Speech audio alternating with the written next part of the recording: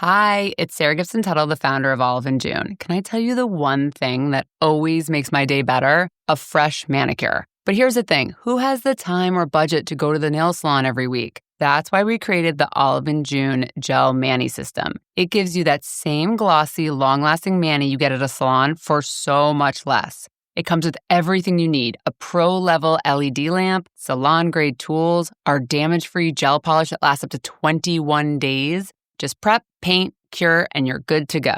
And the best part, it's so easy and super affordable. So skip that $80 salon appointment. Get that salon quality look at home on your schedule. Head to oliveandjune.com/ManiMagic20 and use code ManiMagic20 for 20% off your first gel system. That's oliveandjune.com/ManiMagic20, code ManiMagic20 for 20% off your first gel mani system. Well, from stop-motion miniatures to full-scale dinosaurs, Lynette Eklund has really spent a lot of time in Hollywood creating some of the greatest monsters and things that you can imagine, including Muscle Trap. I feel like I had to do it. You had to Admiral Akbar here. Thank you so much for being here. You have a new memoir out titled Weird. I love this. Tell us a little bit about why you decided to write this memoir before we dive into your career a little bit. Well, actually, I kind of wanted to not write it for a long time, and there was a gentleman who owned a publishing house, and he actually pushed on me and kept pushing me to write it, and I didn't want to write it just as another little bio with photos and little anecdotes about my career. I wanted to wait until I realized I did have something else to say, and realizing that I was a female in an industry that's so male-dominated, especially back in the day. I mean, I'm still working in the industry now, and it's changed a lot. There's a lot more women. But back in the day when I started, I would be the only female in the building. Wow.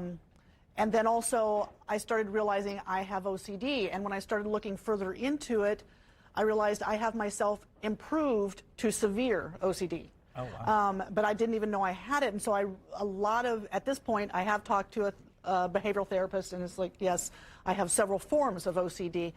And that's what made me want to write this, because I realized that OCD that had been making my life so hard all these years was also the thing that helped me to succeed. Yeah. So I am so grateful in some ways that I didn't know, because although I did have to endure a lot of trauma because of it, if I had completely suppressed it, I might not have been able to be the person that I am. So at this point, I just embraced my weirdness. Well, it's amazing because I think there are a lot of people who relate to this. The idea that maybe they don't even know that they're OCD, or they don't believe that they're OCD. They just think it's maybe an idiosyncrasy of who they are. But that's not always the case. And when you can figure that out and you learn more about yourself, that probably propelled you even further, right? Yeah. Well, the thing is with OCD is most people are aware that OCD is about, like stacking papers or rearranging books, and it's more of a physical manifestation. Yeah. But that's not my case. A lot, I do have to arrange the pillows on the sofa before I go to bed, but it's mental OCD. It's obsessive thoughts that end up driving me in a direction, and it'll drive me for years. Wow. It caused me to have an eating disorder that they couldn't identify because it wasn't anorexia or bulimia, and it was actually a rule that I had established in my head. But since I was weird and knew I was weird, I didn't tell anybody. What I now know is called masking, where you pretend you're normal so that people will accept you.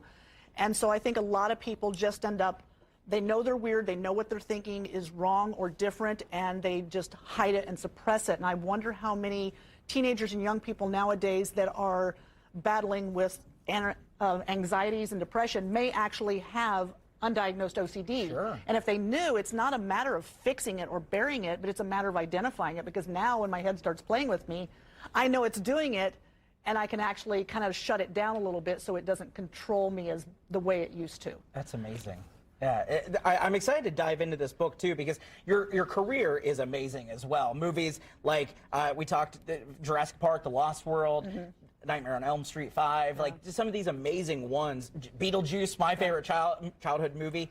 What was it like for you navigating that world in Hollywood and building this career years later in this way? Oh, it was great, because I started when monsters were really hitting their heyday. Yeah. And so it's like riding that wave was phenomenal. I usually had a day job in a shop working on a major film, and then I would moonlight on the side. So things like Beetlejuice were done in my bedroom. Really? Yeah, there was always moonlighting projects, and well, for that matter, Nightmare on Elm Street was done in my bedroom. There was a lot of shops were just that. Back in the day, it was very fraternity house.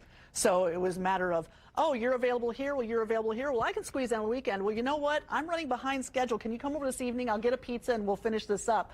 You know, now when I go out to LA, it's because I still commute out there. Right. I call you live here locally now, I correct? do. I live in Indiana, and I have a shop here, and Federal Express knows me very well.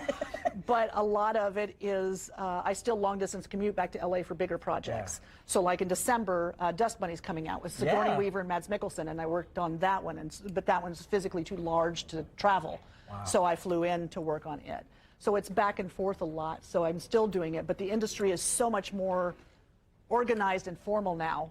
You know, as far as the shops and the protocols, it's not quite as fraternal. I do actually like working on low-budget films some because it still has that feel. Yeah. Well, the book is titled, again, Weird, A Monster Maker's Journey. Thank you so much, Lynette, for coming and chatting with us. We really appreciate it. We'll have all the info on our website as well.